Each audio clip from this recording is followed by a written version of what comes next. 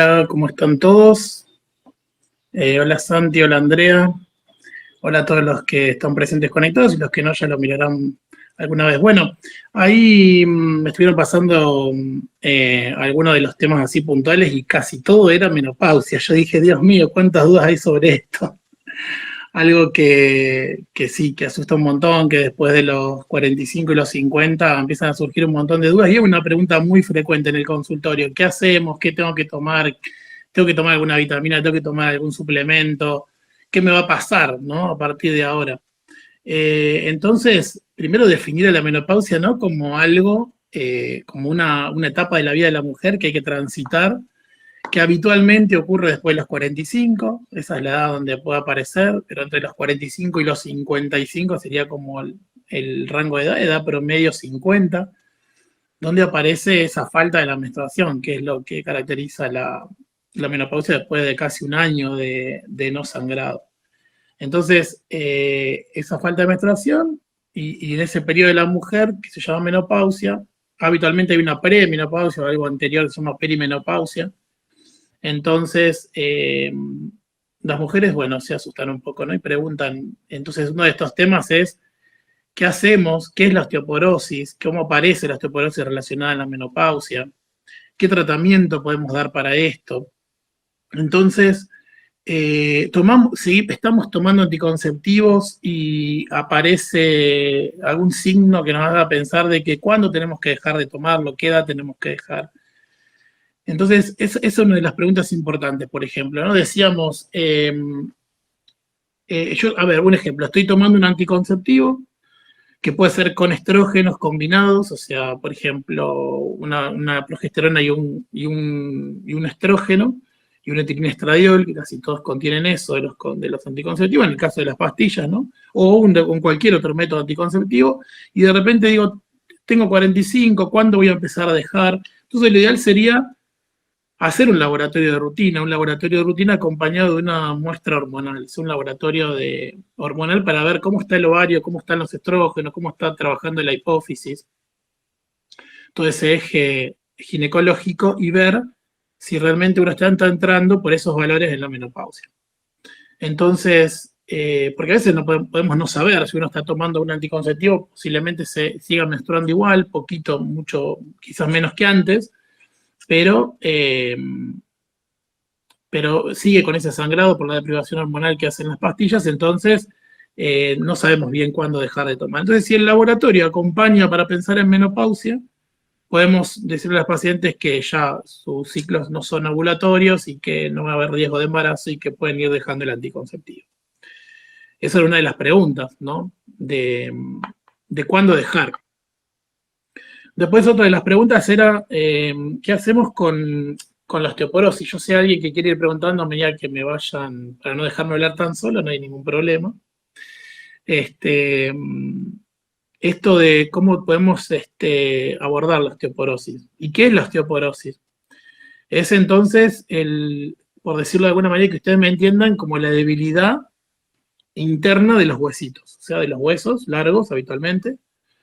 Es como que se empiezan a debilitar y se empiezan a perder calcio, empiezan a perder, el material se empieza como a poner más esponjoso, ¿sí? Un hueso que era más compacto en la niñez y en la adolescencia y en la edad joven, después en el adulto joven, después de los 45 o 50, por la falta de estrógenos que justamente genera esto, un hipoestrogenismo, o sea, una disminución de los estrógenos por la menopausia, el ovario deja de producir los estrógenos, y esto hace que de alguna manera se genere un proceso inflamatorio con interleuquinas, que es algo medio complejo, y esto hace que active los osteoclastos. Los osteoclastos son células que destruyen hueso.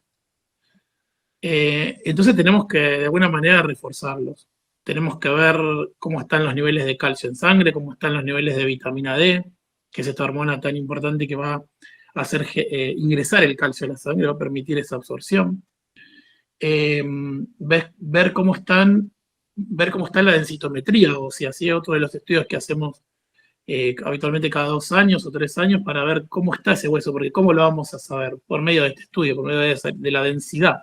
Por eso decimos densitometría mineral ósea. O sea, es ver cómo está la densidad del hueso, ¿sí? Ese hueso que parece más apolillado, más esponjoso, y ese hueso que genera que es la osteoporosis. ¿Y qué pasa antes de la osteoporosis? Aparece la osteopenia, es como algo un poco menor a la osteoporosis, en menor grado, por decirlo de alguna manera, pero no deja de ser algo ya que empieza a hacernos notar de que el hueso está sufriendo por esta falta de estrógeno de la menopausia. ¿Alguien levantó la mano? ¿No? Yo pienso que sí, pero no me levanta la mano. Así que bueno, con respecto a osteoporosis, la consulta, digamos, la indicación sería que en mujeres después de los 2 años de tener una menopausia, después de tener esa falta de la menstruación después de 1 año, después de haber dejado los anticonceptivos, la indicación sería hacer una densitometría ósea cada 2 años para ver cómo está el hueso.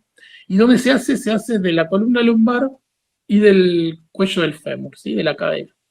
Eso es lo más habitual, porque ahí se ve muy bien la mineralidad ósea. Entonces,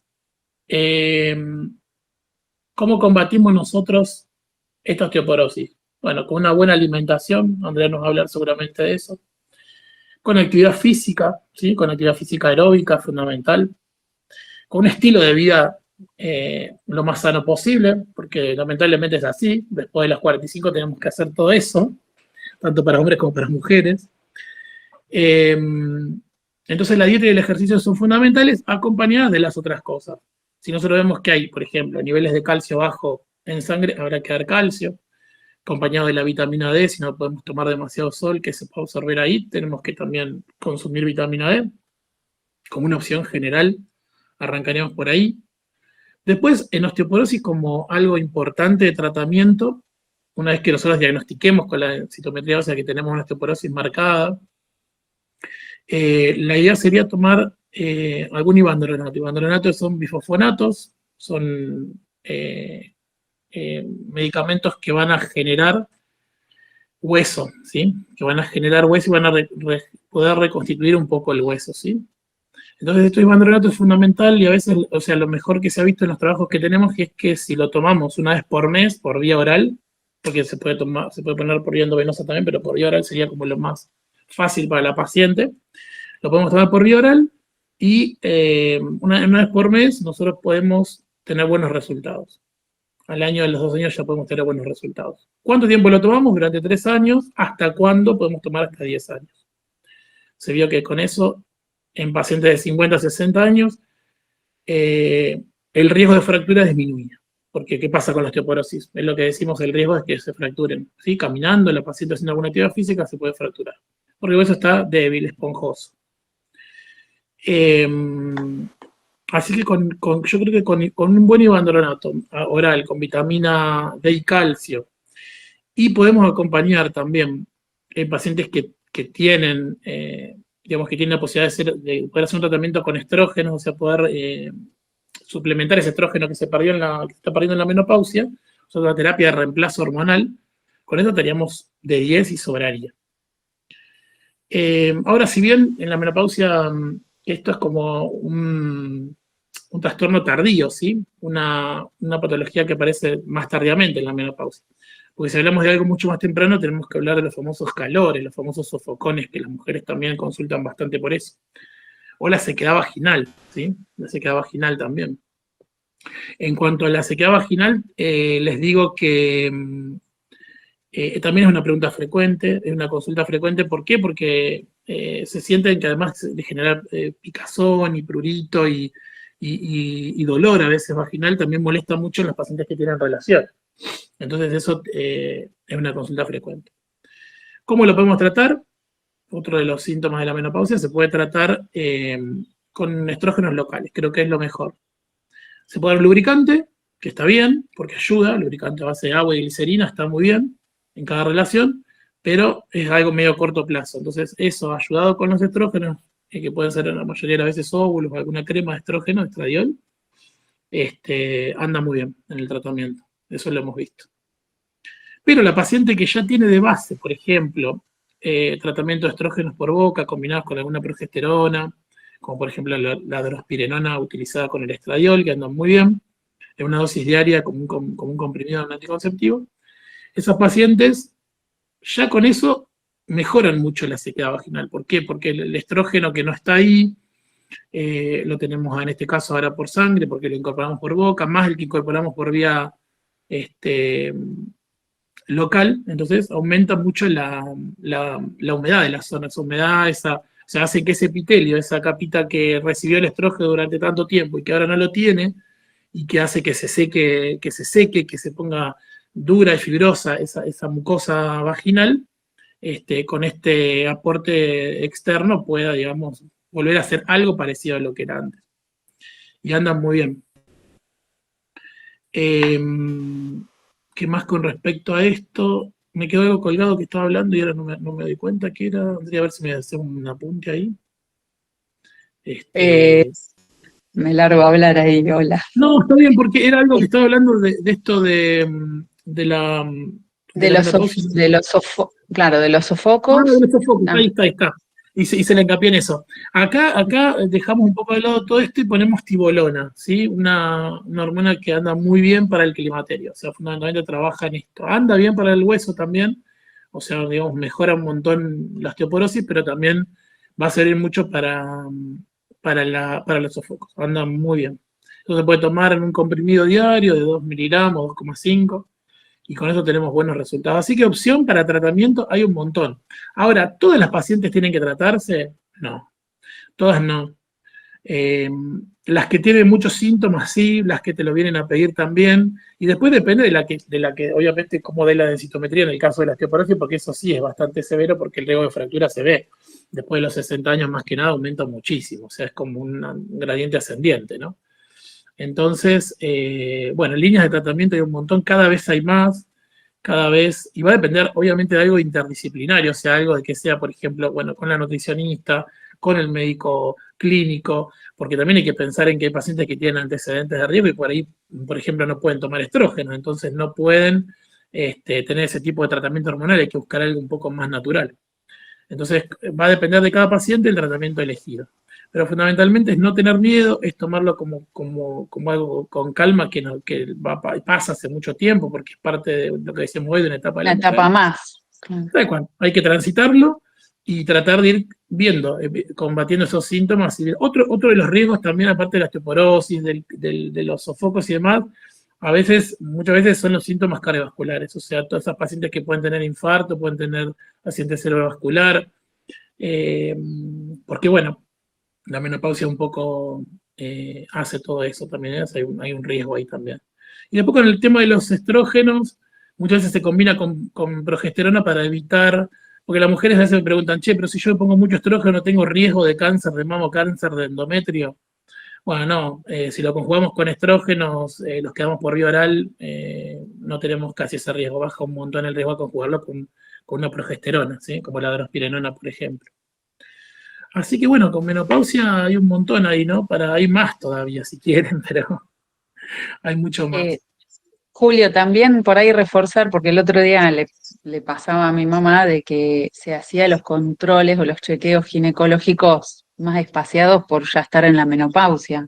Claro. Eso no debería ser así. Igual hay que hacerse todos los controles una vez por año, Sí, las yo lo mamografías. refuerzo, ¿viste? Yo lo refuerzo lo de una vez por año, primero porque si tocamos, por ejemplo, en el caso de la mamografía y la ecografía mamaria, el cáncer de mama es el segundo cáncer más frecuente en la mujer, con lo cual, y después de los 40, 45 aumenta mucho más el riesgo. Entonces, me parece que sí, que es fundamental hacerlo una vez por Claro, año. Después hacemos una ecografía ginecológica transvaginal también para ver cómo está ese endometrio, cómo está esa capita que uno sangraba todos los meses, que ahora ya tiene que estar mucho más adelgazada, tiene que estar atrófica, tiene que estar sin moverse porque no tiene los estrógenos, ¿no?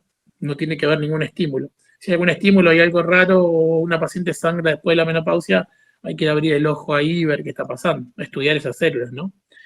Pero sí, el control anual es fundamental. Después otra de las preguntas es, ¿hasta cuándo me hago el PAP? ¿Hasta cuándo me hago el PAP? ¿Me lo hago hasta cuándo me lo toca hacer? Bueno, el PAP se hace porque claramente nosotros sabemos que con el PAP tomamos células, o sea, es una citología, es un estudio de las células del cuello del útero, que tiene que ver con para ver en qué estado están, o sea, si están normales o si hay alguna alteración que haya provocado el HPV, ¿no? El virus del papiloma humano. Y este virus, la mayoría de las veces, si sabemos, se contagia por transmisión sexual, es por transmisión sexual. Entonces decimos que, claro, pero yo hace más de 6 años que no tengo relaciones. Claro, no tiene contacto con el virus y es verdad, y posiblemente no tenga una lesión en el cuello del útero. Entonces, a esa paciente es la que por ahí le vamos a ofrecer que en vez de cada un año venga cada 2 o 3 años a hacerse un Papa Nicolau. Hay mujeres que después de mucho tiempo, claramente, por la atrofia vaginal es muy imposible poner un espéculo, entonces es mucho más dificultoso. Pero bueno, hay espéculos chiquitos que se pueden usar igual y se pueden ver. Ver igual y a veces observando también, a veces se puede observar macroscópicamente, está con la mirada, ver si hay algo, porque muchas veces tenemos alguna lesión en vagina que no la podemos ver, que está mucho más profunda, y por no hacerle un PAP nos estamos obviando una lesión que puede estar ahí atrás y no la vemos. O sea que el control tiene que estar. Y tenemos todos los centros especializados, públicos y privados, hay de todo, para todos lados, y hay estudios por todos lados. Así que Junín alcanza y Hay que sobra hacerlo, para poder estudiar a las pacientes, sí. claro. Sí, Andrés, sí, con respecto acá. al calcio, ya ustedes lo están recomendando también en comprimidos, o sea, bueno, tenés, supongo que hacer mediciones ahí Claro, de laboratorio y demás, todo completo. sí, yo en realidad no hago las mediciones de laboratorio, sino que las pido a ginecólogos, a los Sí, cuales sí, siempre sí, exijo que nos tengan en lo llegan, posible. nos llegan las órdenes, está bien. Una vez por año vayan, o si no, bueno, clínica, depende de que si es mujer o si es hombre.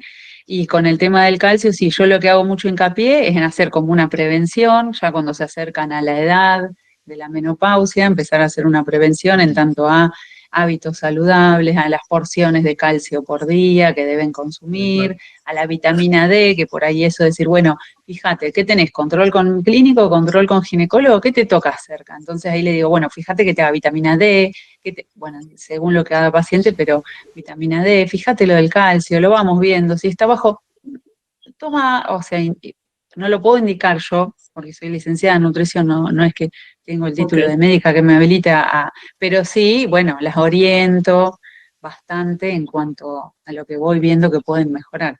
Sí, el calcio y la vitamina D, fundamental, sí. claro. Yo hago hincapié en el consumo de lácteos descremados por el tema de riesgo cardiovascular, el tema de las grasas, y de la vitamina D, de que insistan con los controles, que lo hagan, que lo incluyan en la lista de los análisis. ¿Sí? Perfecto, perfecto, perfecto. Bien, después otra de las cosas que hablaban saliendo un poco de la menopausia era, me preguntaban ahí en lo que me mandaban las chicas, era el tema del sangrado después de la ligadura de trompas, ¿sí?